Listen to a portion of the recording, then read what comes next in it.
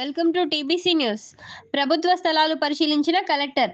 Navodaya school, bus terminal, young India international residential పాఠశాల, triple IT ఏర్పాటు కొరకు శనివారం కలెక్టర్ విజయేంద్ర బోయి జడ్చర్ల మండలం పెద్దాయిపల్లి, మహబూబ్ నగర్ రూరల్ మండలం, ప్రభుత్వ మెడికల్ కళాశాల, తిరుమల హిల్స్, మహబూబ్ నగర్ బైపాస్ తదితర ప్రాంతాల్లో పలు ప్రభుత్వ స్థలాలను రెవెన్యూ అధికారులతో కలిసి పరిశీలించారు.